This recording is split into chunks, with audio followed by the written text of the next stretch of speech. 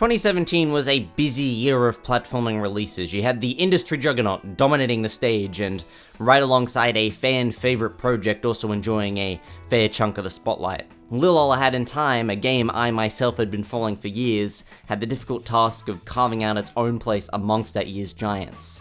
And as history shows, A Hat in Time most certainly made its name known. The focus on a variety of short quality adventures injected with overwhelming charm made for a game that was constant back-to-back fun.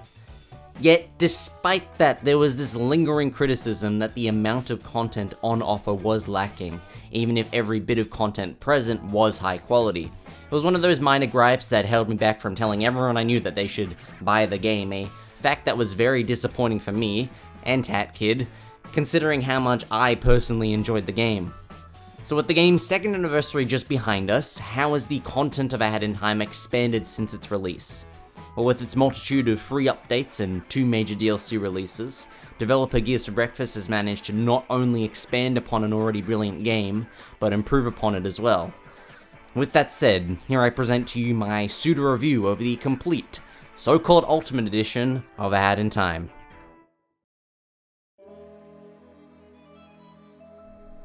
The first DLC release for A Hat in Time was Seal the Deal. Arguably the biggest addition to the game, Seal the Deal added a brand new world space, the Arctic Cruise, an adorable summer cruise ship retreat featuring characters both new and old and a few lengthier adventures compared to the base game. While it doesn't tread any new ground, Arctic Cruise presents an understated side adventure for Hat Kid, delivering more of what makes A Hat in Time great, charm and fun. My only complaint is that when exploring the cruise ship I kept getting lost, but quite frankly I'm not sure if that's just poor level design or if my memory receptors are being fried by one particular stress and anxiety inducing mission.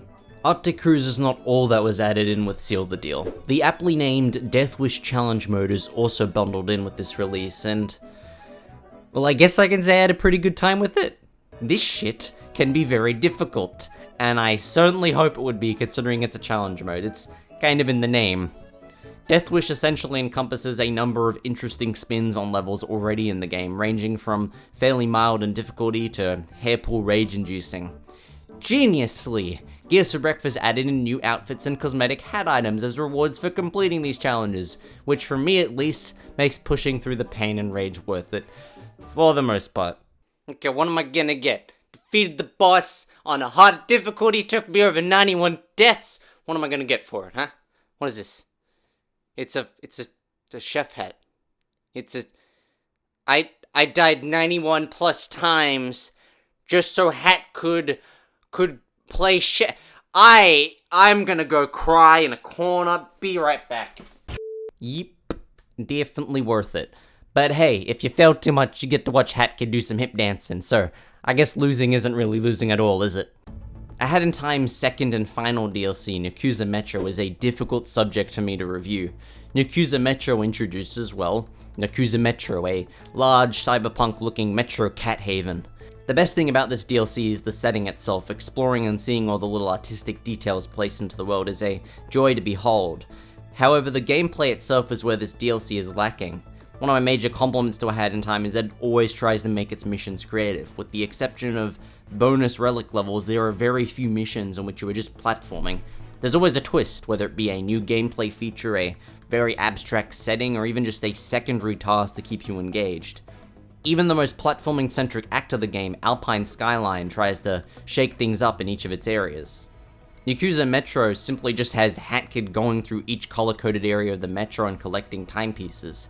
These are for the most part fairly short linear sections, so while it may be fun on the first time through, there's no real way to get creative with your movement and try new things on a second playthrough. Adding to this disappointment is the extraordinary lack of story in spite of the excellent setup. Upon arriving in Yakuza Metro, Hat Kid, being the doofus she is, pisses off the head of the Yakuza, indebting herself to them in what impressively isn't the biggest mistake of her timepiece collecting career. When I saw this in the trailer, I was expecting all the missions to be built around this concept of working your way up the Yakuza hierarchy and toppling the big bad cat boss, something right in line with A Hat in Time's humor. Instead, you get an intense, admittedly pretty well animated opening cutscene, and then the Yakuza aspect of Yakuza Metro just kind of fades out. You're doing platforming now. The only reminder that anything you do is related to the Yakuza being a recycled cutscene that plays every time you acquire a timepiece.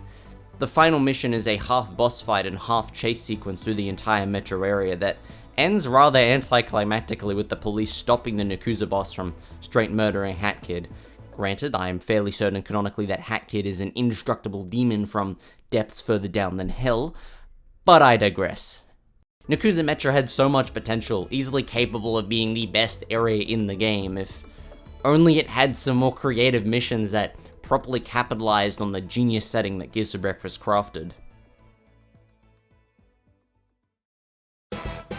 The second facet of the Nakuza Metro DLC is the addition of online party play, which in theory is, well, it's gonna be pretty heckin' amazing, right? Yeah? Too bad, it's behind a fucking paywall.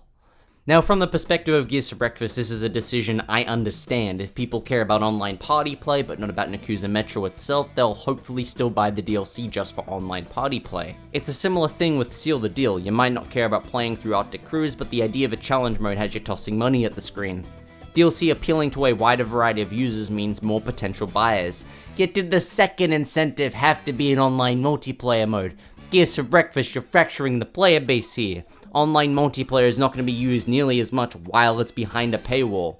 This is just a very anti-consumer practice. I actually can't show much footage of online party play or even really comment on it, because the only person I was able to play with was one of my friends, since where I live makes finding online matches for anything that isn't uber popular difficult.